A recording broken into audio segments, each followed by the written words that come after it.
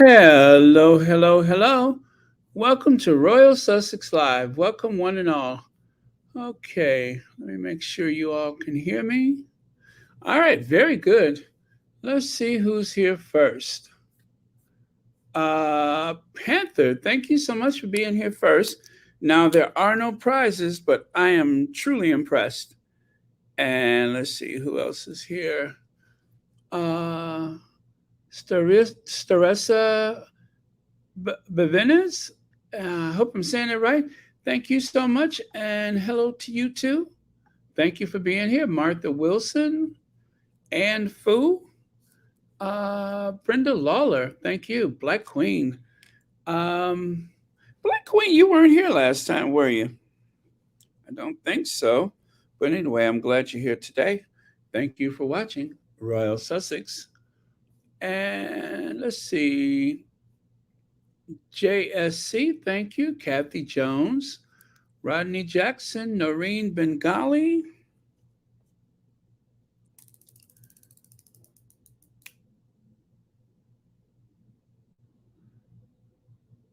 Okay, got that done. And Yuliba Nunez Adaria. Okay, thank you so much for Dardario. That's it. Thank you so much for being here. And Gerda Sifrin. And who else is here? Sharon Walker. I know it's confusing. I'm starting early today, right?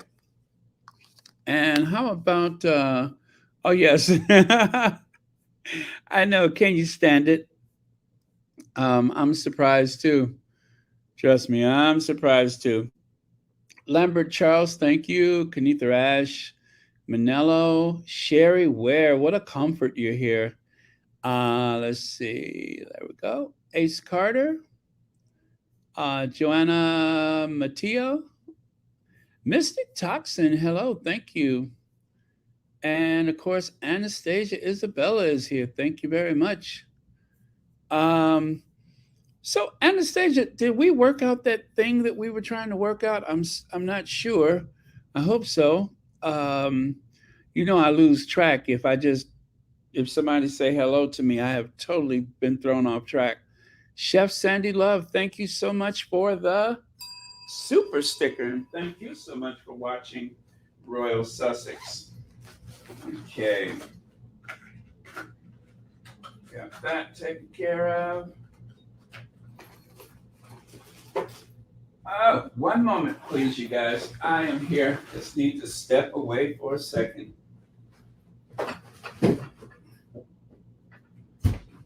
Wunderbar. Alrighty.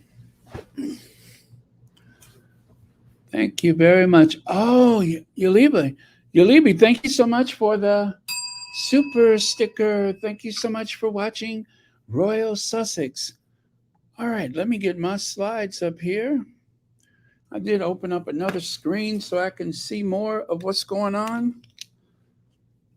Okay, but let's start off with the slides. That's always a good place.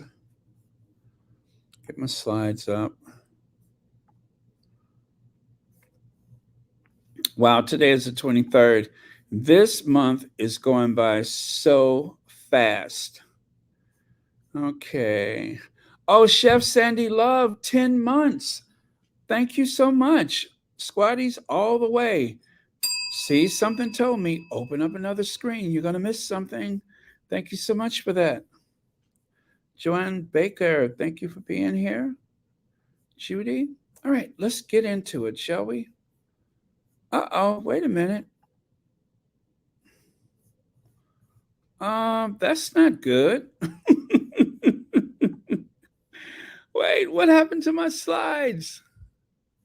That's not good. There should be something there. Let me try that again. Let me try that again. All right. Oh my goodness. Oh, okay. It looks like everything else is there. It's just the first thing that was actually the thumbnail. That's not there. Elaine Parker, Thank you for the super sticker and thank you for being here. Wow, that is the first time that has happened. Okay, let me get rid of that. It's just a big X. I hope there's nothing naughty gonna pop up here. All right, so I did not mean for that to happen. I don't know what that means. But there you go. Maybe this is the problem. I tried starting a day without coffee once. My court date is pending. This is my sentiment most days. I try to start my day without coffee, and doggone it if I didn't catch a case. So, considering the way that first slide worked out, I think I'm going to need more coffee. And there are our faves right there, Harry and Meghan, the Duke and Duchess of Sussex. Those are the people that have brought us all together. God bless. Anyway, that is the Duke and Duchess of Sussex, in case you didn't know. So Dr. Shola Mos Bamimu,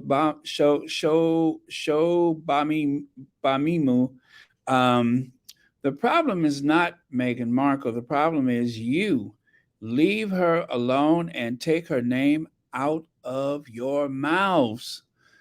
My response to recent poll that her popularity has plunged to 47% with the British. Like, who cares, says Dr. Shola. Okay, so of course, I have a bit of a sound bite that I want to share with you on that score. So let me grab that sound bite for you for your appreciation. Okay, sound bite, sound bite. Where might I find that sound bite? The reason why her popularity is plummeting. What behavior? Okay, listen, let me just level set. Well, there was here. the whole car chase thing, the podcast thing. Let me just level set here. Okay, Alexis? Okay, let's understand this. Where's the camera? People, listen to me very carefully because I shall say this only once. Nobody gives a flying flamingo how you feel about Meghan Markle. I'm sorry, but her popularity was never high in the first place. If it's gone down by 2% or another 5%, Meghan doesn't care. Nobody cares because the foundation upon which this dislike is built on is absolutely ridiculous. I mean, she has been quiet since January 2020. I think since their documentary in November. It is Harry that came out with his book in January. It is Harry that was doing the string of, interviews around the world. It's Harry that's, constantly in the papers now because of the legitimate action is taken against the papers. She said absolutely nothing, and you still don't like her. The problem here is not Meghan Markle. The problem here is you. So leave the woman and take her name out of your mouths. Thank you. I'm so wasting my time. Is her behavior the reason why her popularity is plummeting? What behavior? Okay, listen, let me just level set. Well, there was here. the whole car chase thing, the podcast thing. Let me just level set here. Okay, Alexis? Okay, let's understand this. Where's the camera? People, listen to me very carefully because I shall say this only once. Nobody gives a flying flamingo how you feel about Meghan Markle. I'm sorry, but her popularity was never high in the first place.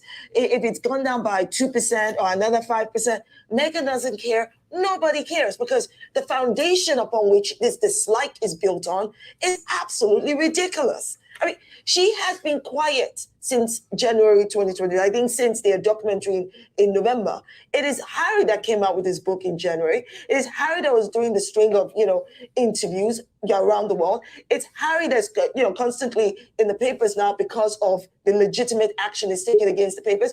She said absolutely nothing, and you still don't like her. The problem here is not Meghan Markle. The problem here is you. So leave the woman and take her name out of your mouths. Okay, I thought that was worth listening to twice. Very good point by Dr. Shola.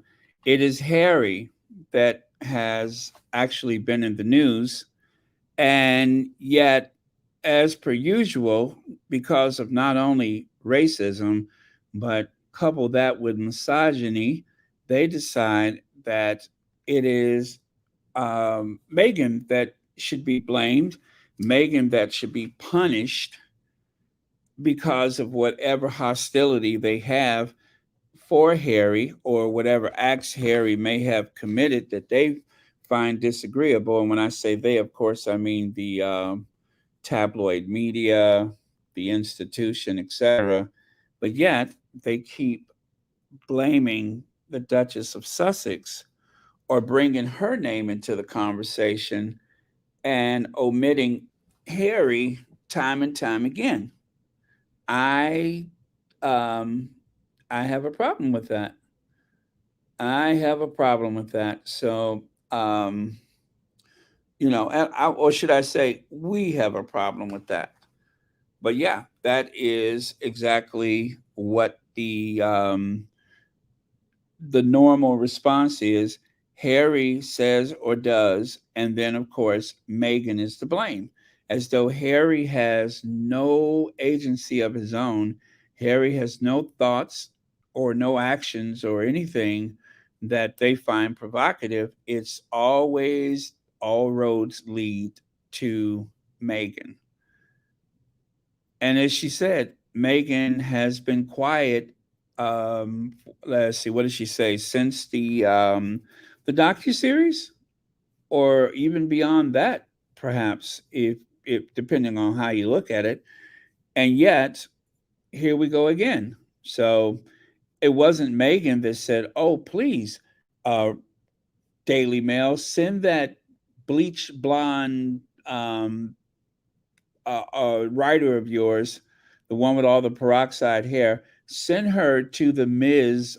Foundation award ceremony so that no matter what I say, you're going to let her write a column that in some kind of way is a big put down." And what did she do? She went all the way to New York, sat through the award ceremony, and then she comes out and says, or accused, should I say, Meghan of speaking word salad. Meghan didn't ask for that. They didn't have to be there. They don't have to cover her, but they choose to, as the that caller into the Jeremy Vine show said that time. You keep reporting. You keep reporting. So it's not Meghan that is asking for this attention. It's you that give her this attention. So they decide to drag her name and then blame her for being overexposed or blame her for whatever action she likely did not commit. So, yeah, let's see here. Matter of fact, is this the call right here? Is this the one? Let me see. No, that's not it. I'm trying to see if I love that call. I love that call. And oh my goodness, I'm not finding it. But oh, she was brilliant. She was absolutely brilliant.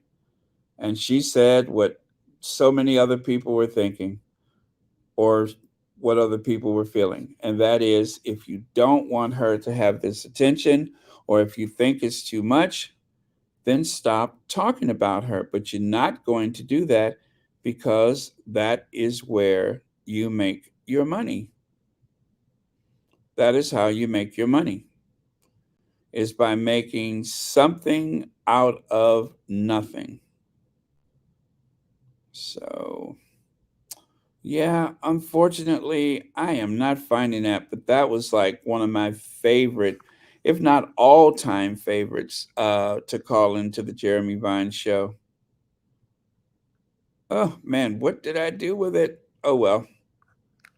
Okay, so to your comments, Marjorie. Hello, Marjorie.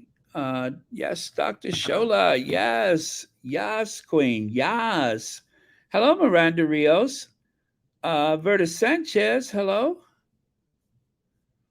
And let's see, Nithalando Niandeni, thank you so much for being here. Raffaella Bertoni, thank you for being here. Okay. Ann Bennett, hello. Lady T. says, I wish Dr. Shola could be heard around the world. This is what I am always saying every time a story comes out that has nothing to do with Meghan. Amen to that.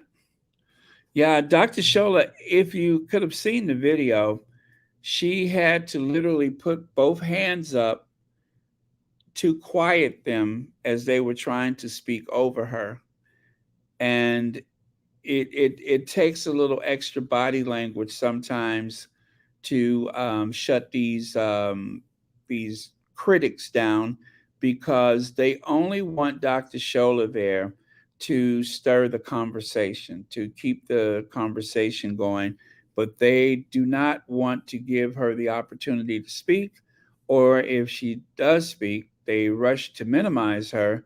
But Dr. Shola is very effective, and it takes someone with her um, force of personality to get through, especially in these spaces or platforms where they really don't mean for you to actually gain any ground on behalf of our faves.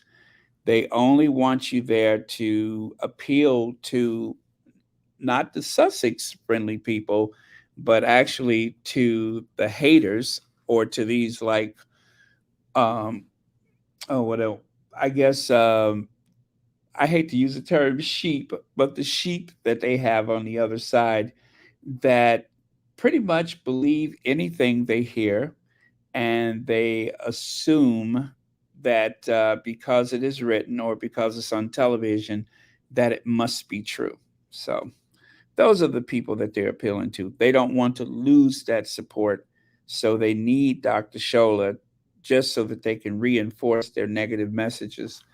Baron, such a powerful woman. These people are simply jealous because Prince Harry, for finding a woman who loves him for him and loves her princess, and he loves, I'm sorry, and he loves her Princess Meghan because she is with him. Um, their love is ordained. Absolutely. Absolutely. I would say that is very true. Their love is ordained. It could not be an accident that they found each other. I don't believe that that could have possibly been by chance. I think it was a matter of time. It was just a matter of time. And that's something, two people looking for each other and didn't know who that person was until they saw them. So I wanted to play the sound bite for this, but I realized it had music in the background, and you always have to be very careful with that, because if there's music, then there's the chance that you could get a copyright. But if you have seen her on TikTok, this lady, she says, oh, well, the guy asked her about Juneteenth, and she goes, "Can I tell you something? Can I tell you something?" And then she whispers, "It's BS. It's BS. Um, what about white people? When is there White People Day? What is the white people's holiday?"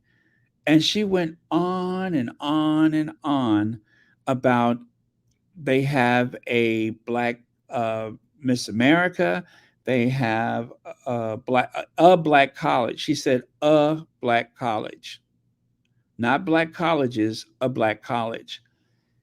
Everything she said, she named one of. And so, because of her personality, I thought whom better to pair her with than Archie Bunker, A Bunker. She sounded like Archie Bunker. It was as though I wasn't sure that Carol O'Connor had made a transition or not. But yeah, that was pretty much the tone of her conversation. Is that, the usual, they're already getting too much. And then she said, she said the Holocaust. Yeah, she said the Holocaust was more recent than slavery. She said, okay, yeah, I get that there was slavery. She said, but the Holocaust was more recent than slavery. and you don't see Jewish people saying, gimme, gimme, gimme, gimme, gimme. So apparently, that is the way that she sees Black people, is that all we say is, give me, give me, give me. And that is her view of the world. That is someone from Middle America, and that is her view of Black people. She tries to pass herself off as knowledgeable about everything to do with Black people and, of course, U.S. history where Black people are concerned. But yet, from what she was saying, it seems as though she knows very little. But anyway, can't share it with you because of the sound. The sound has music, and that can be very problematic. But anyway, that is the conversation that I recall, is that she seemed to have a very twisted view of American history. She was just some woman on the street that they stopped, and looks like she's at the Lincoln Memorial, and someone put a microphone in her face. I don't believe they ever gave her name, and maybe that's good for her, but I don't think they wanted, anybody in particular. This was, well, then again, let me take that back. They were looking for a certain type, and I'm sure she delivered. But yeah, she's just an anonymous Jane Doe America that happened to be in Washington, D.C., and that is her view of Black history, according to her. Mine is a terrible thing to waste. Thank you for that, H Night. I haven't heard that in quite some time, but thank you for that. A mine is a terrible thing to waste. Was that from the United Negro College Fund? I think that's where that comes from, but I remember that. A mine is a terrible thing to waste. Also, I remember the commercial. Do you remember that commercial? This is drugs, and then they would show someone. Uh, yeah, they would show drugs, right? And then they would show someone frying an egg. They say, "This is drugs. This is your brain on drugs." Any further questions? Oh man. So let's see. Kim Peaches says the woman is dumb. Germany has given reparations over 50 years and recently offered more to Jewish people. They will never understand or accept real history. I bet she isn't more than 60 years old. Yeah, she doesn't want to know either. She does not want to know the truth. She is satisfied with the sounds in her echo chamber from the Fox News network and so on. But that's about as far as she wants to go. And the authority in which she spoke, it was as though she had it all figured out. I love those people that got it all figured out. You see, the trouble with Black people is XYZ. She's got it all figured out. You can't tell her nothing. She already knows what's going on in this world. And she is going to teach her children and her grandchildren the same mentality. But yeah, I wish I could share it with you, but it was a doozy. She said that Juneteenth is BS. They had to bleep that part. And she was like, well, they already got a Black Miss America. They have a Black college. They have, oh, yeah, she said they have a Black month. And she was like, what do white people have?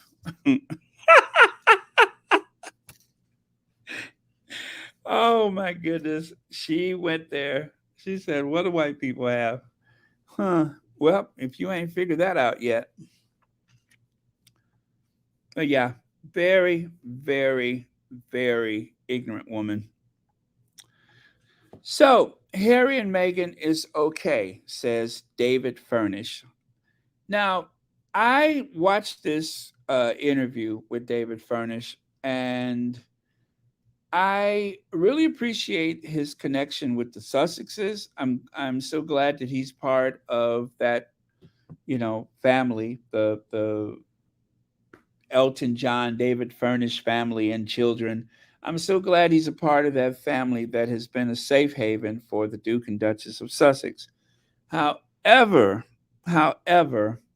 um, part of the conversation, it seems as though he was giving a bit of cover to the This Morning host, who I choose not to say his name, by saying that there was a little bit too much coverage of him and his situation, and that the tone of the coverage seemed to be rooted in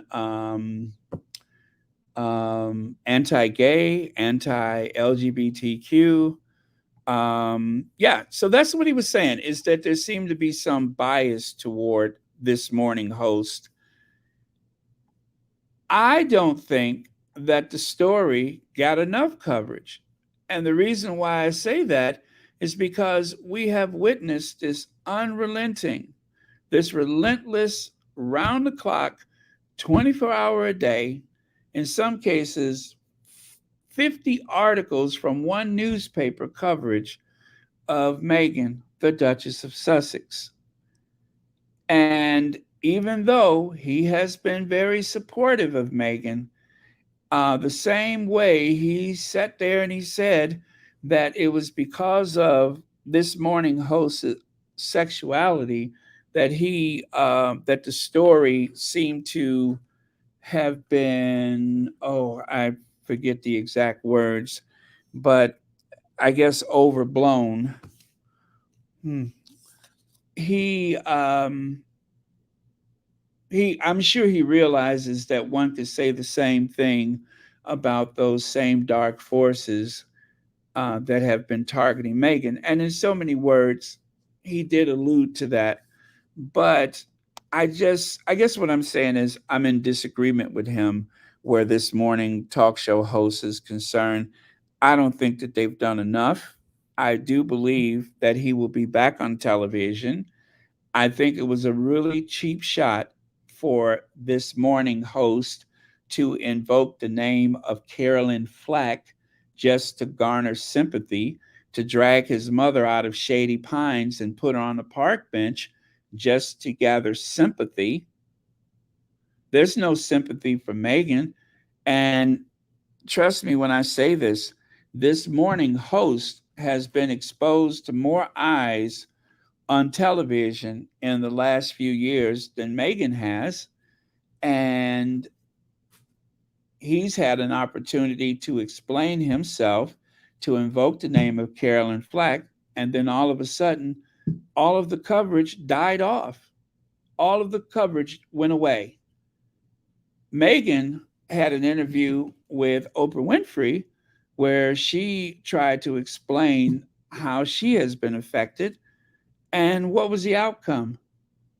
More pain, more suffering, more hurt, more unnecessary criticism, more lies, more innuendo. Meghan didn't get a break.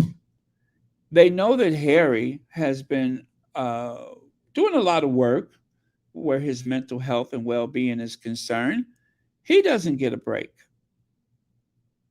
He doesn't get a break.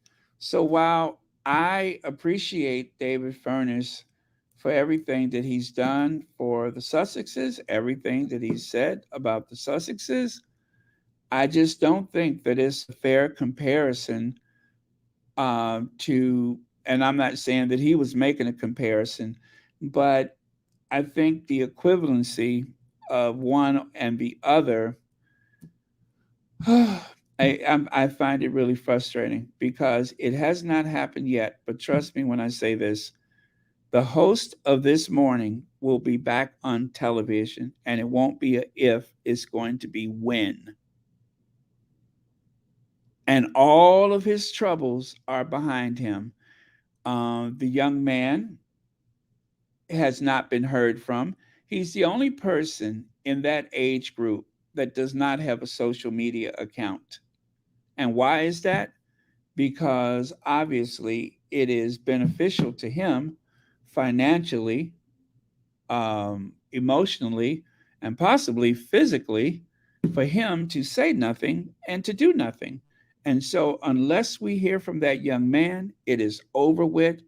And this morning host will be back on television. I won't even give you a timetable, but he will be back on television. But there will be no breaks for Meghan. There will be no breaks for Meghan. There won't be a breakthrough. There will not be any end to the attacks. This is going to continue as long as they can make money. Linda Lala says, Baron, if the reporter would have been allowed in Harry's court case, they wouldn't have spent so much real estate in their papers on the Good Morning Britain scandal. The Good Morning Britain scandal or the This Morning scandal? But well, yeah, you know what? That is something to think about. They spent so much time speaking about the case that also gave a lot of cover to the host that I'm speaking of, that I dare not speak his name. That also gave him a lot of cover. That was a good timing to sweep it under the rug. That was a good way to sweep it under the rug, is to just flood the airways with Harry and just let that fade into nothingness. I'm just frustrated by it. I am very frustrated by it. I'm frustrated that he gets uh, a a break, that he gets to go back on television. He's the one that could have possibly have been in legal trouble, not Meghan. She hasn't done anything that would get her in that situation, but him. He's the one could possibly have been in legal trouble. And so, from what David Furnish says, and again, I hate to criticize him, but he said that it was a situation where there may have been an abuse of power. He's not speaking of the possible age at which that relationship started. He's totally ignoring that. He's totally ignoring the possibility of that and coming to the defense, if you ask me, of the talk show host. I don't believe he deserves it. Thank you, Sherry Ware. Thank you. I just do not believe that This Morning host deserves to be protected. I don't think that there should be any excuses for him. I don't believe the numbers, the age that these things happened. I don't believe that that is accurate. Um, and I don't like the fact that David Furnish seems to accept it on face value and seem to defend him. That frustrates me. Why are you defending him? Especially when he has been so critical of Meghan. Why are you defending him? You don't, I suppose you don't know the whole story. You don't know what the relationship or the timetable of that relationship was. Why are you defending him? I don't think he's worthy of being defended. No one wants to talk about yeah, grooming in the UK. Yeah, nobody wants to talk about that. That your legs, you are so right about that. They don't want to have that conversation. And even in this interview, I'm sure that that was not ever going to be a part of the conversation. So, on the grounds of the talk show host's sexuality, he was given a blanket defense by David Furnish. And I suppose we should believe that there was no crime committed. And I'm not saying that there was, but there won't be any investigations. It's over with. It's over with. Where he's concerned, That's over. And I'm speaking of the talk show host. That is over. There will be no punishment. Nobody's going to speak out. There won't be any police investigation. Nothing is going to happen. And he goes back on television. And I wouldn't even care anything about that stuff, but for the way, um, Meghan has been treated by the tabloid media, by the mainstream media in Britain that is giving protection to that talk show host and is constantly, without any hesitation, they are constantly still attacking the Sussexes. And even if they are just questioning something to the likes of which they likely already know the answer just for clicks, I call that an attack. Yep, I'm so disappointed with him. I really am. I'm very disappointed with David Furnish. I wholeheartedly agree with your stance on David Furnish, Baron. David should know the entire story about Meghan's treatment is public and continuous. Yeah.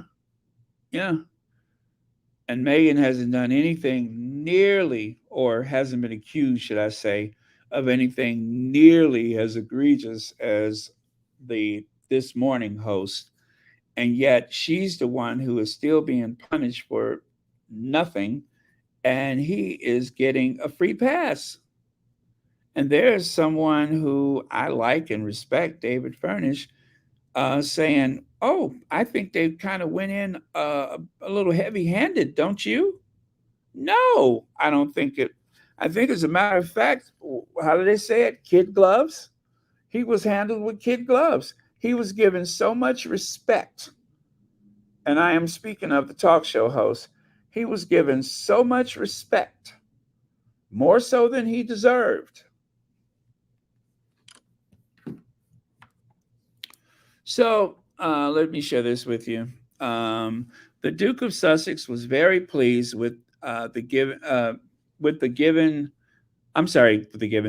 evidence he gave in the witness box in his phone hacking court case against the Mirror publishers. Sir Elton John's husband has said.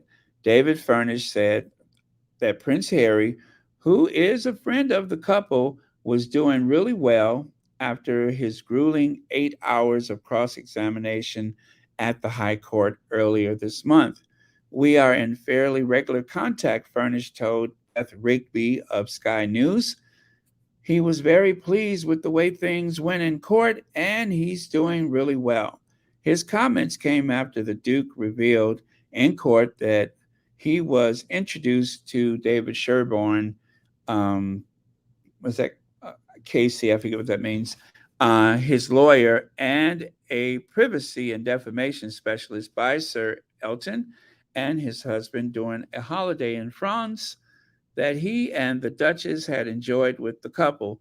Furnish says, he's taken a lot of flack in the media, and you have to remember he's taking on the media. So what actually happens in the courtroom and what is read about in the papers are often two very, very different things. Apparently so, because whatever happened at This Morning and what we've heard, whatever happened at This Morning and what we've read in the papers and what we've heard on television is two different things. So yeah, it's amazing how it's two different things. Yeah, everything is two different things. One treatment for this one and another treatment for the other. Ooh, I heard that. Yeah, I feel you. I get what you're saying. It seems to be like a overly sympathetic stance to take for whatever reason, and I'll just leave it at that, for whatever reason. But I'm very disappointed. And not just with him. I'm not just taking it out on him. I'm just disappointed more that it's coming from him than anybody else. But at the same time, let me say it again. I don't expect that there will be anything else that will come out about that. It seems as though the media has closed ranks and that they are circling the wagons for this morning talk show host, and we won't hear anything else about it.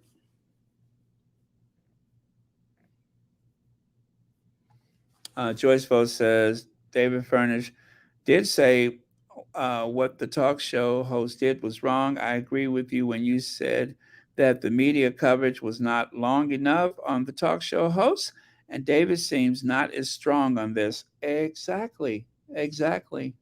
His defense seems to be quite vigorous and almost, should I say, overly kind and polite, where I think it just deserves more scrutiny. There should be more questions asked.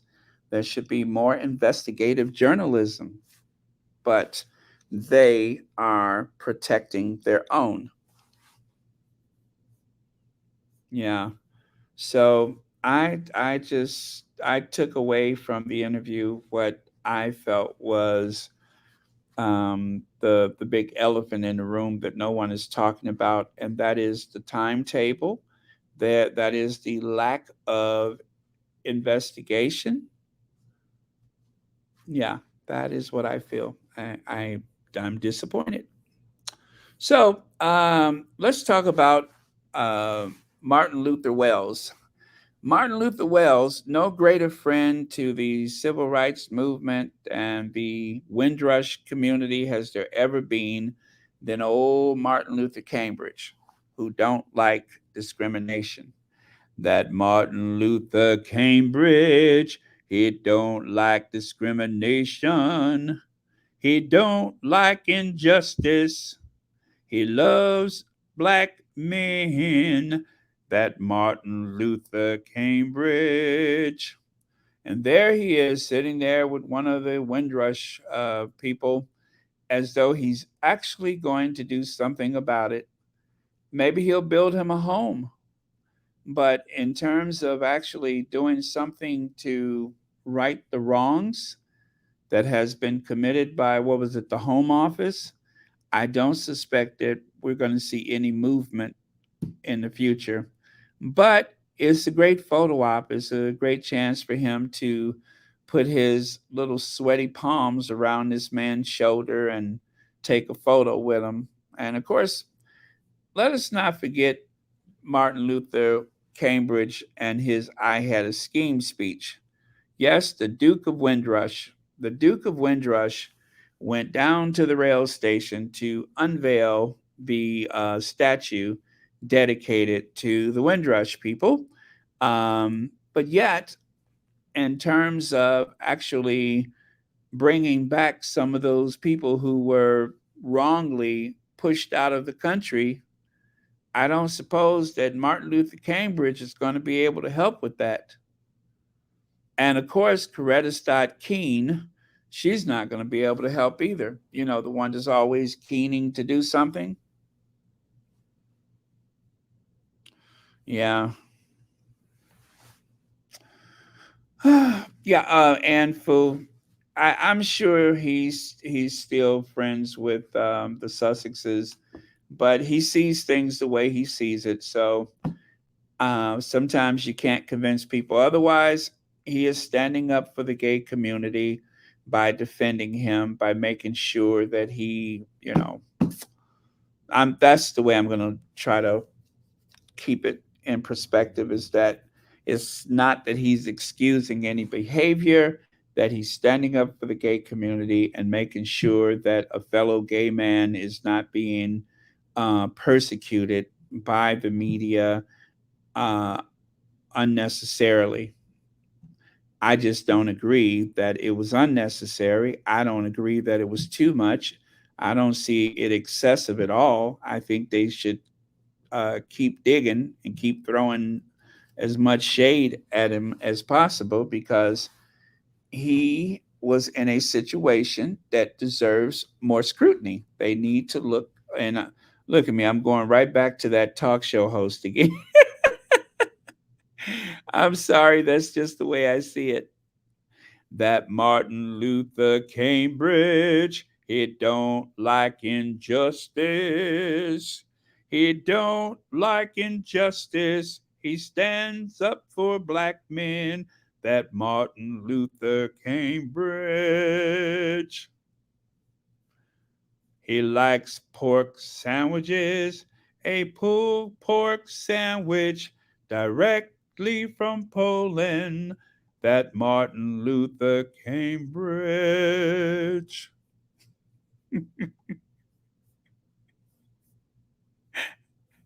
He loves his pulled pork sandwich.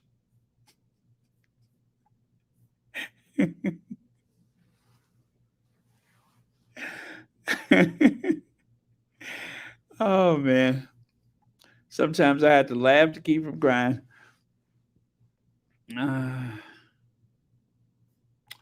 Marshall says David Furnish should stay out of it. Prejudiced folks against the gay community could say that gay people are about not that one.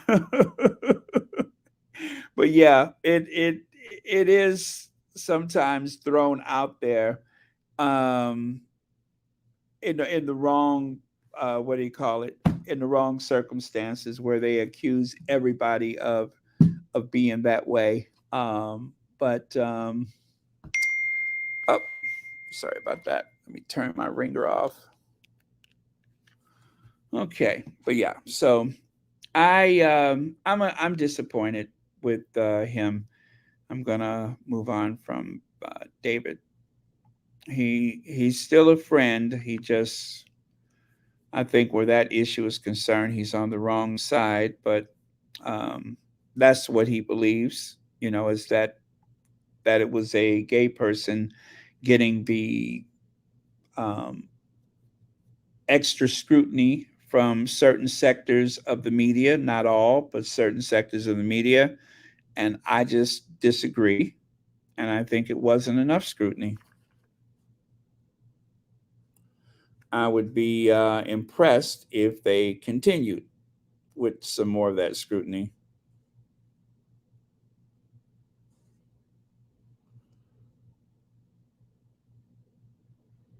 Okay.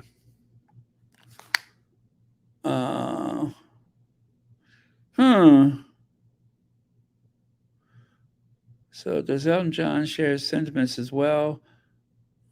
If you're empathetic toward the abuser, that's a good question, Black Queen. That is a good question. That is a very good question. Ethan's husband, thank you so much for being here. Let me see. It does not matter how many times they take pictures with people of color. They are and still races. Their sins will find them all out. Thank you, Judith Reynolds. All right. So now back to this thing. Oh, there was a Greece boat disaster leaves at least 78 dead and hundreds missing. Well, when they say hundreds missing, then we all know that means that there's hundreds that are dead. There was a boat of migrants that were making their way across the Mediterranean. And of course, as per usual, these old rickety boats tend to go down fast. They're overcrowded. The ballast is probably not functioning well.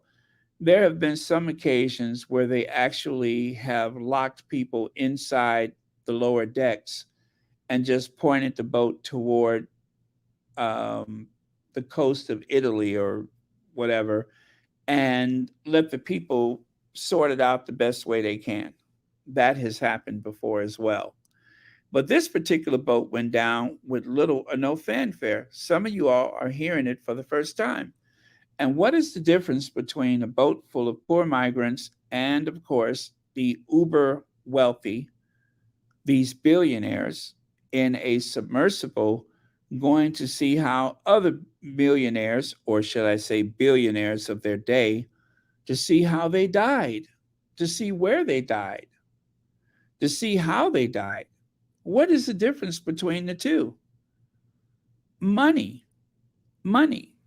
The people on the right, which is, hundreds of people, they did everything that they could to get money so that they can somehow make it to that boat, so that they can escape persecution, so that they can feed their families back home. There's a variety of reasons why they were on that boat compared to the others who were just looking for something to do.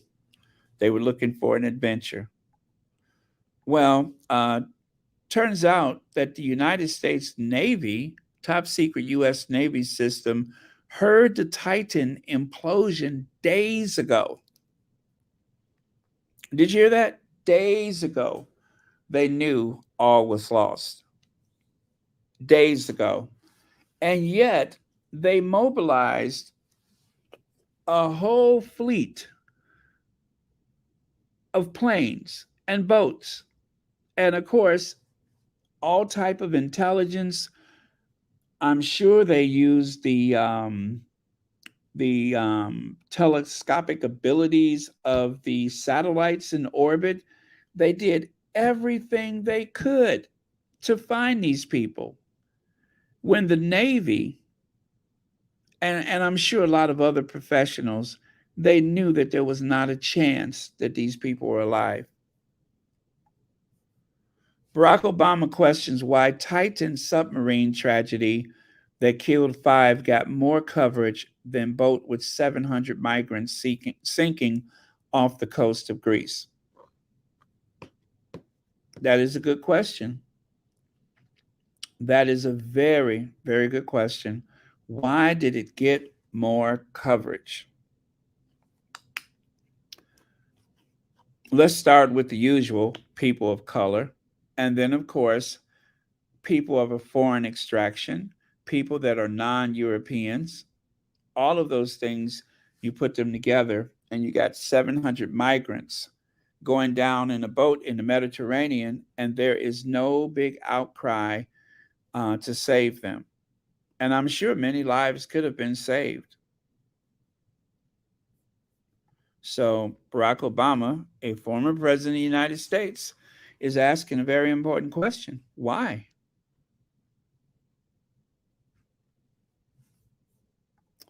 Marvin Cotto says, Baron, they're the one percenters, nothing for the poor. Yeah, exactly.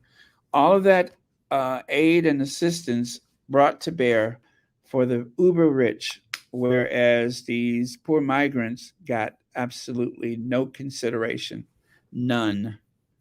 And if you can see here, let me see, did I have a photo of, I thought I had one of the boat that when it actually turned, but that of course is, oh gosh, what is his name?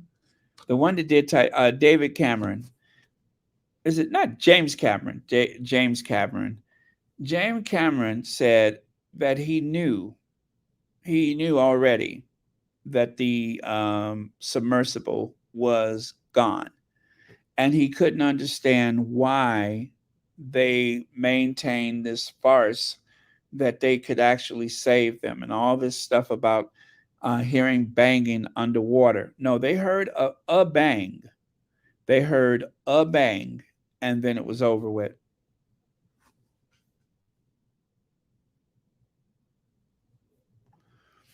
Let me see. Greece Coast Guard gave them food and they watched it sink according to the news. What? What? I did not hear that. I did not hear that.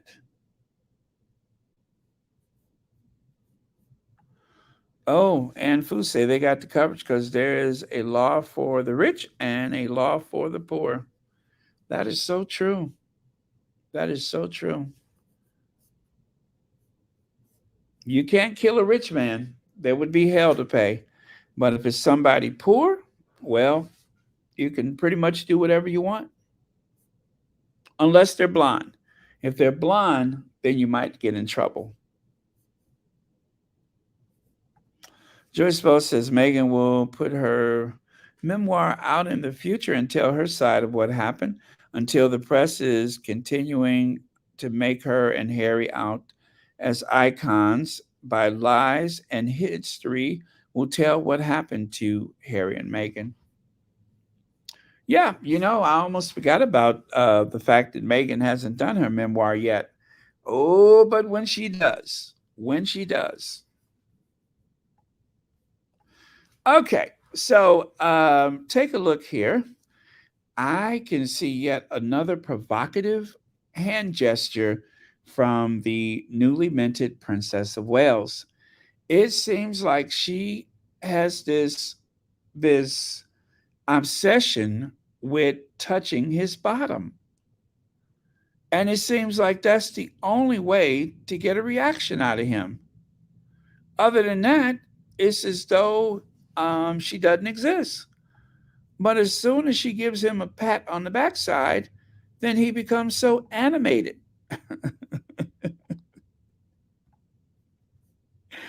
All of a sudden, he gets very animated whenever there's contact made with his bottom. I don't understand it. Now, I would probably guess that she's, maybe this is like an in joke between the two of them. Maybe it's some type of in joke, and we have the unpleasure of watching this sick spectacle play out. But after all, it is his 41st birthday, and maybe there was some type of 41st birthday present that we're not privileged to know about. Maybe she had some type of gift for him that that we are not aware of. But whatever the case may be, I think she's got his number. I think she's got his number. What could I say? They have an understanding, whatever that sick, twisted understanding is. Something that I think is not worthy of the heir to the throne, or maybe it's exactly what the heir to the throne expects. I don't know. But yeah, that seems to be their thing. Maybe that's their kink. I don't know. I don't get into other people's bedrooms, but yeah, they seem to have a thing. That's their thing. Now, just the other day, let me see. This was, their set point right there. And then even at the Royal Ascot, when they were making their way through the Royal Ascot, this was about as close a connection as they had. And then after that, they went right back to their usual stone face. And then this surprised me. They said that Charles, as you can see there, he looks like he's being very tearful. They said that Charles became quite emotional when one of the horses that the Queen bred actually won the race. One of the Queen's horses won the race at Royal Ascot, and Charles became incredibly emotional. Now, I can't help but think that Charles was emotional because he realized that perhaps he bet on the wrong horse. I think he bet on the wrong horse.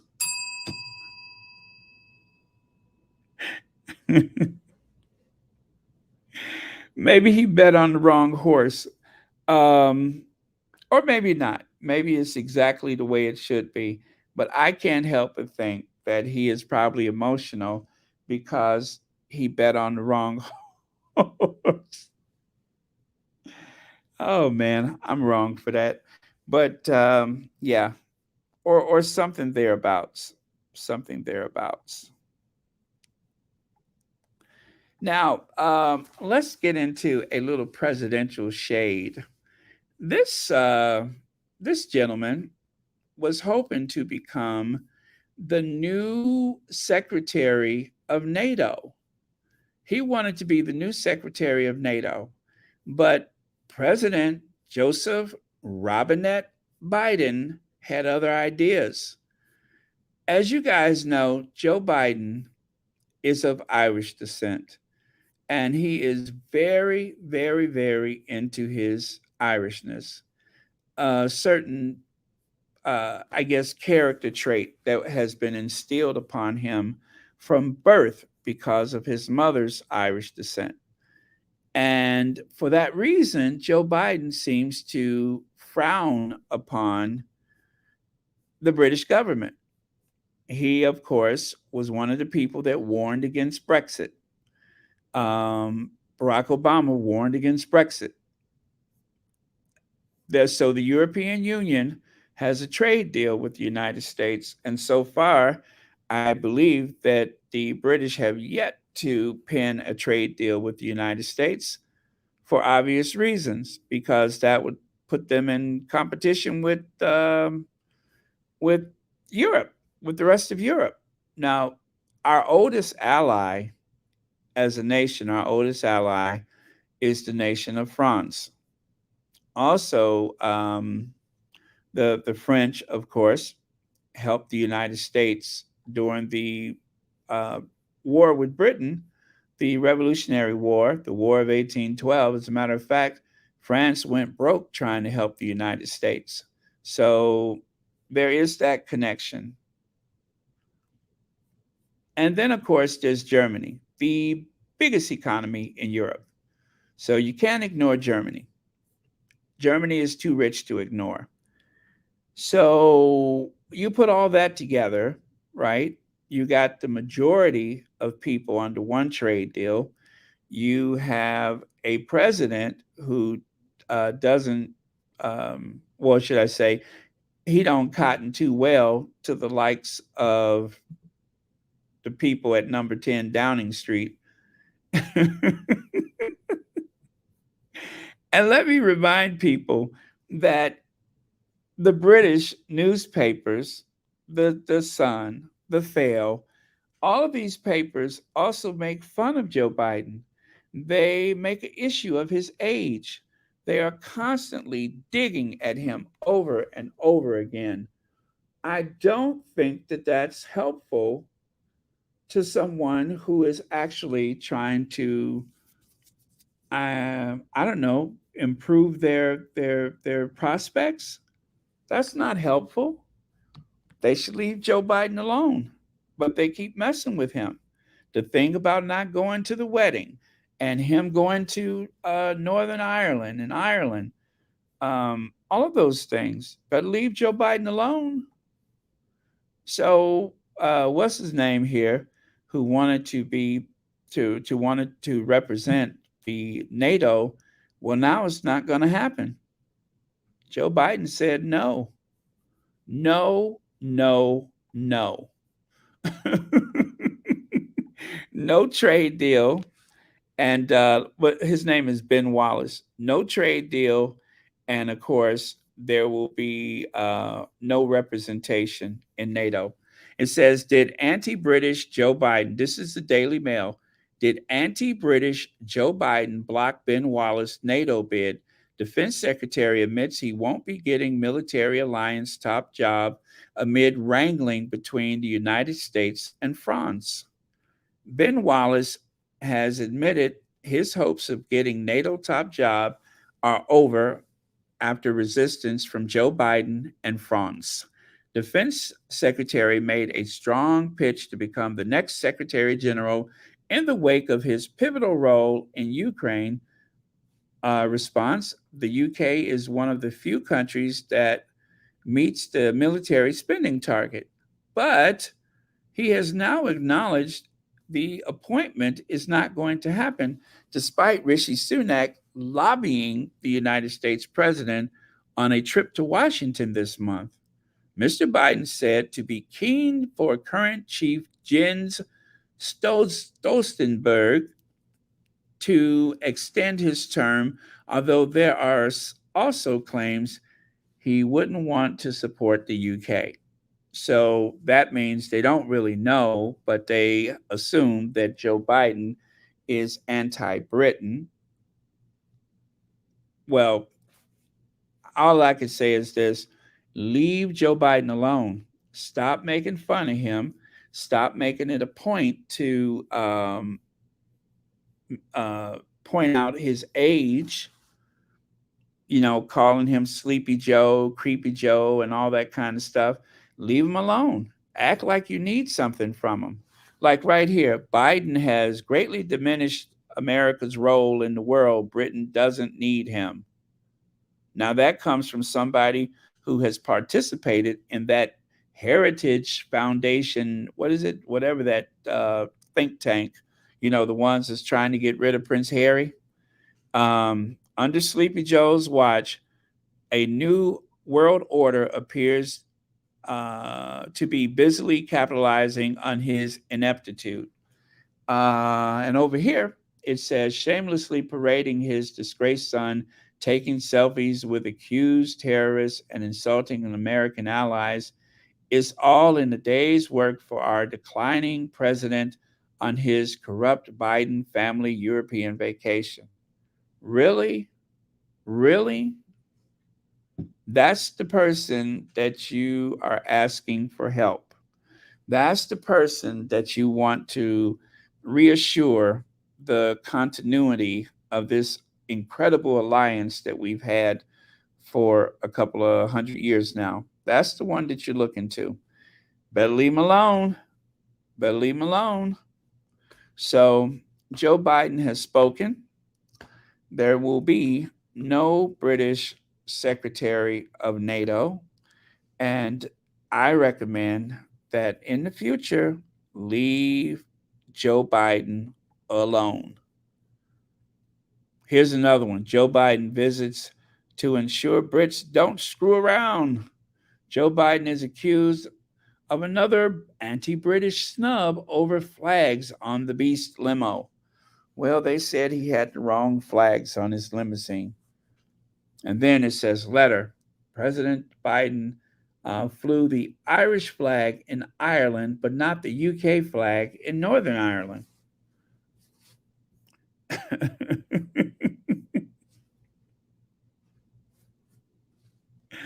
Oh, let me see. Linda Lala says, boy, they forget fast. Britain begged the U.S. for help during the Blitz. Yeah. It's a good alliance. I hate to see this happen because Britain and the United States, they are allies. But I am troubled by the daily humiliation, the attacks on the President of the United States. I am very bothered by that. And they don't stop. They don't stop. They were in bed with Trump, but they keep attacking Biden. That's not how you get something out of a person, is to continue to attack them.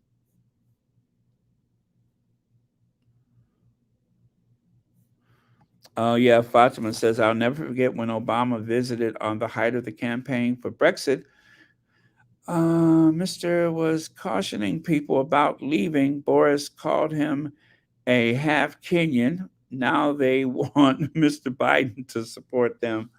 Yeah, I remember that. I don't remember that situation, but I do remember that there was a stern warning from Barack Obama: do not leave the European Union, because otherwise you're going to get to the back of the queue when it comes to a trade deal. And that's exactly what happened.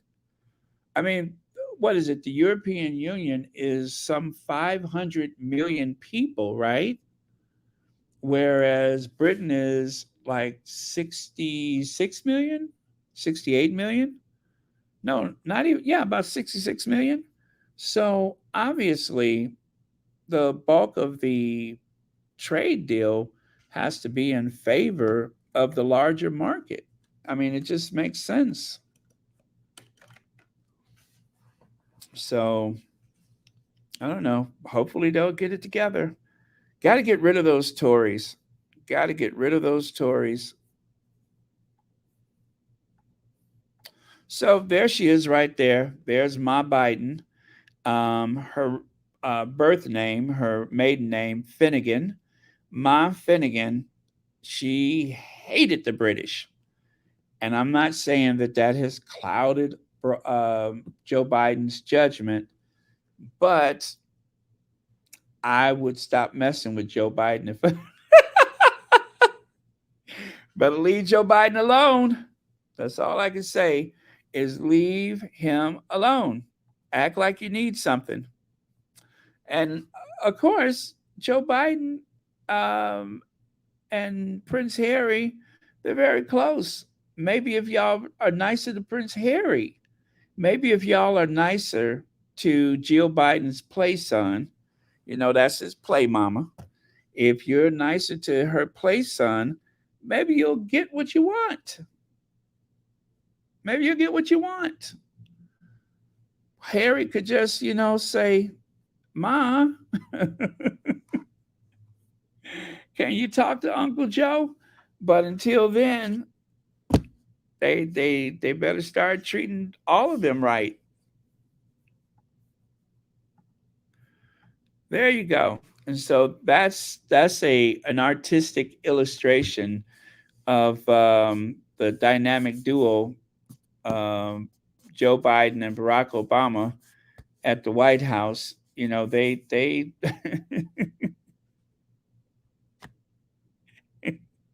I love that. They tried to warn people, but nobody listened to them.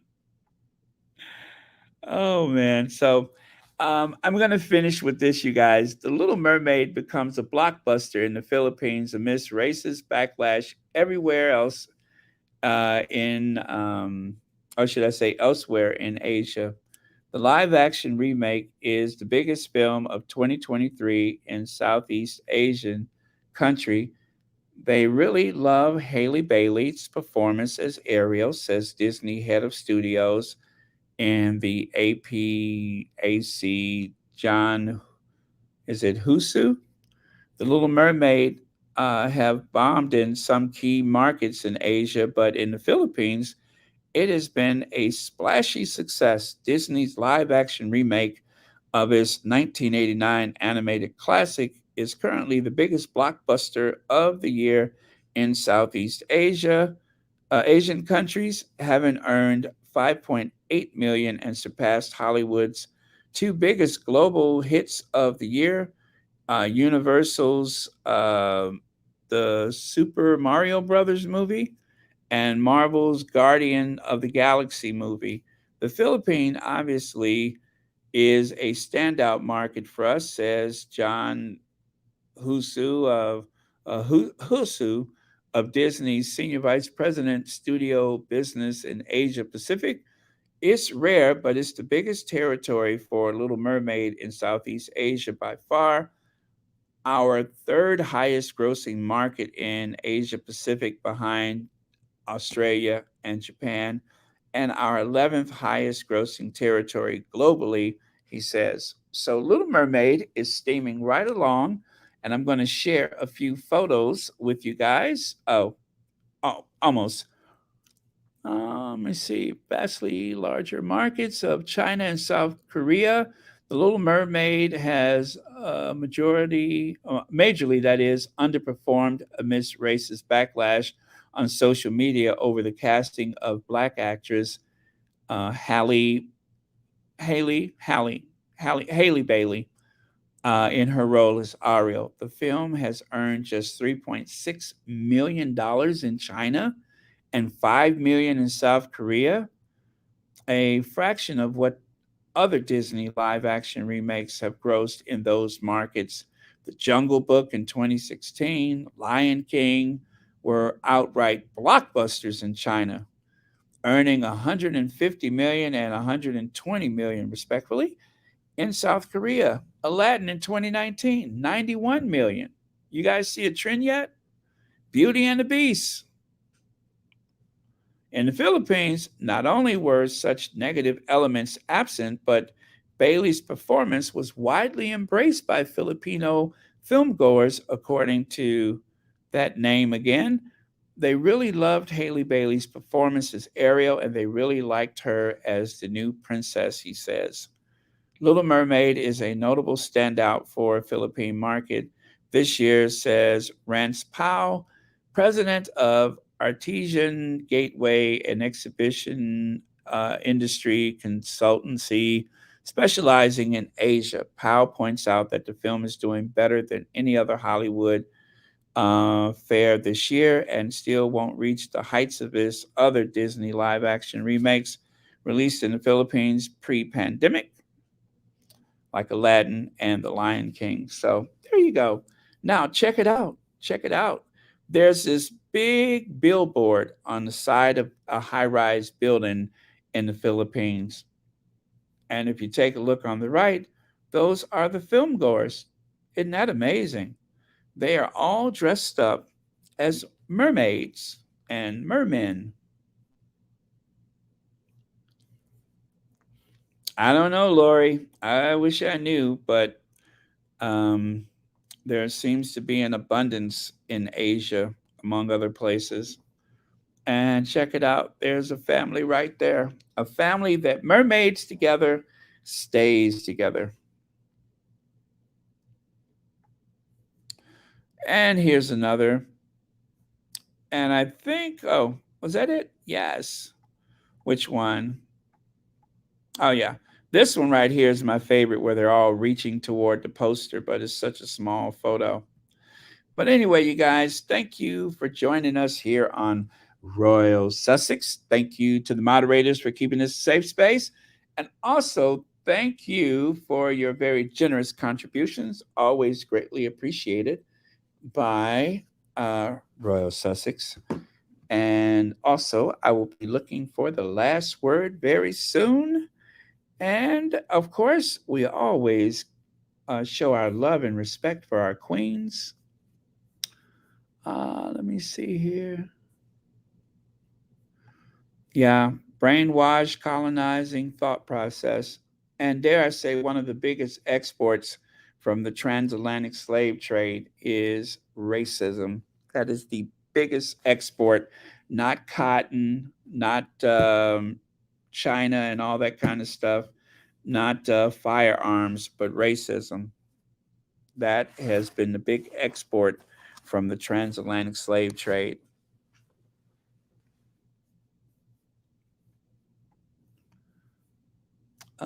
Oh, you did. Thank you so much, Harry Ware. Let me see here.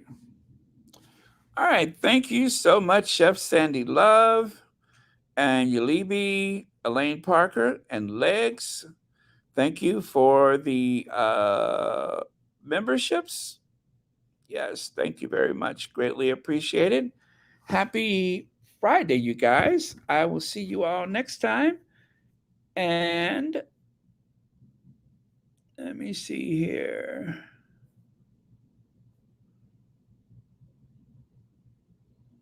Oh, thank you, Tin. I appreciate that. Thank you very much. Okay, there we go. So Miranda Rios is going to close us out with, bye, everyone. That is deep and profound.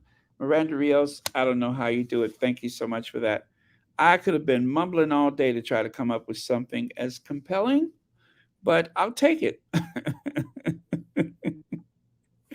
All right, you guys, I am going to cue the Ginger Avenger, and I will see you all tomorrow. Oh, that's not the Ginger Avenger.